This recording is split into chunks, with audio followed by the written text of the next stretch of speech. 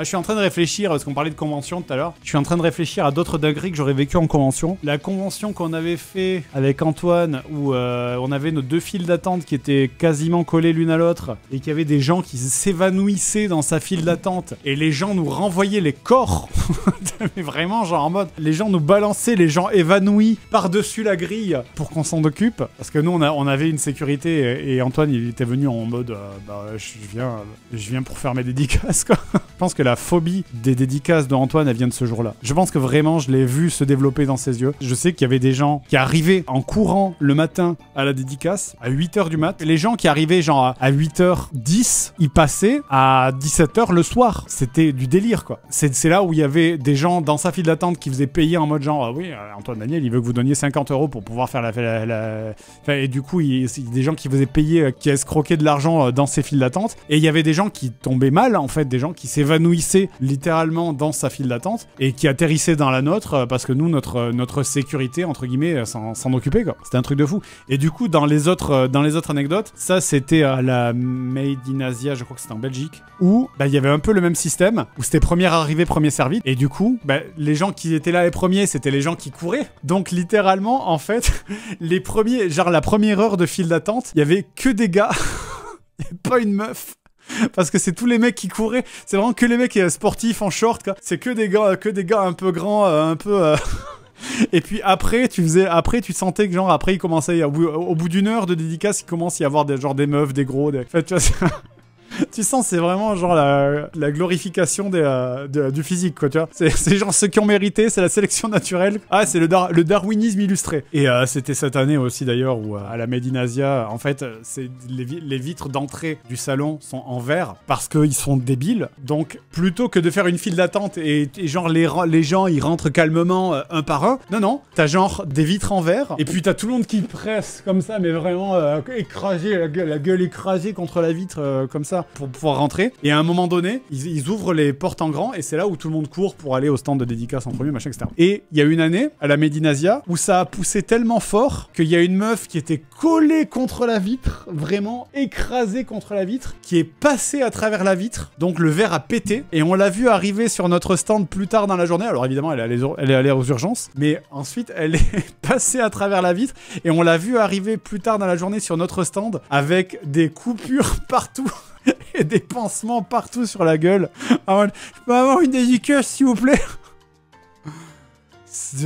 De fou, what the fuck. Du coup, après, oui, elle a skip la file d'attente, effectivement.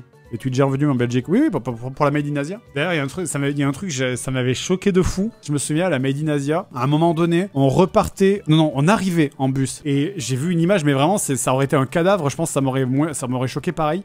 On arrive à la convention, il y a une gamine, mais de genre 10 ans, je déconne pas, genre 10, 11 ans, avec un cosplay, mais le cosplay, je sais pas un cosplay de quoi c'est, mais c'est genre avec juste un cache-téton et un string. Je te jure, j'ai eu envie de descendre du bus pour lui mettre un blouson sur les épaules, quoi. What the fuck? Ça m'avait trop choqué, quoi. Après, bon, tu me diras, c'est la Belgique, hein, mais... Elle venait certainement voir des youtubeurs, oui. Effectivement. Ah bon, après, il y a les classiques mecs un peu bizarres. El famoso Monsieur H, que Antoine vous a très certainement déjà parlé. On a eu le même.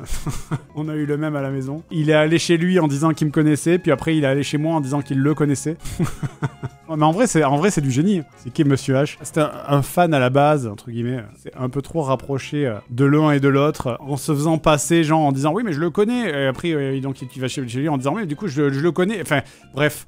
Dans cette espèce de truc de... C'est une forme de harcèlement, mais qui est tellement intelligente qu'il nous a vraiment brain de fou, quoi, en vrai, quoi. Parce que du coup, il a réussi à dormir et chez lui et chez moi. C'est vraiment l'imposteur, quoi. Dans Among Us, ça devait être un champion. Comment il a trouvé nos adresses? En fait, il est rentré en contact avec nous via des conventions. Et en fait, il est d'abord venu chez moi pour je sais plus quelle raison. Genre, il a dormi 3 jours chez moi, quoi. En y repensant, je suis en mode, mais jamais de la vie, quoi. Maintenant, un mec qui ferait ça en mode genre, je peux venir dormir chez toi, je dirais, mais... gens te dégage de là, wesh. Et ensuite, il est allé chez Antoine en mode genre ouais, je peux venir dormir chez toi parce qu'en fait je suis un pote à JDG, machin, etc. Antoine qui a dit oui avant de vérifier l'info. Du coup, quand il m'a envoyé un message, je me souviens très bien d'avoir reçu ce message qui me dit tu connais un certain et moi qui lui réponds juste ah ah ah ah ah ah, tu t'es fait niquer, alors que le mec était déjà en train de dormir chez lui, quoi. Mais à cette époque, on est trop gentil, on n'ose pas juste envoyer chier les gens, tu vois. On n'est pas des connards riches et aigris comme on l'est maintenant, tu vois. En y repensant, c'est vraiment surréaliste, quoi. C'était vraiment du délire. Ah, mais le culot est incroyable, hein. Je me souviens qu'à l'époque, je commençais mon régime. Il me sortait des trucs, parce que c'était un gars qui avait fait l'armée. Et il me sortait des trucs en mode genre, oui, alors, un petit conseil, si tu veux perdre du poids, il faut pas te doucher, ou alors tu te douches une fois toutes les 2 semaines. À l'époque, j'avais fait, ah ouais? Mais en y repensant, je suis en mode, qu'est-ce que tu racontes? C'est un joueur de WoW, ouais, je crois.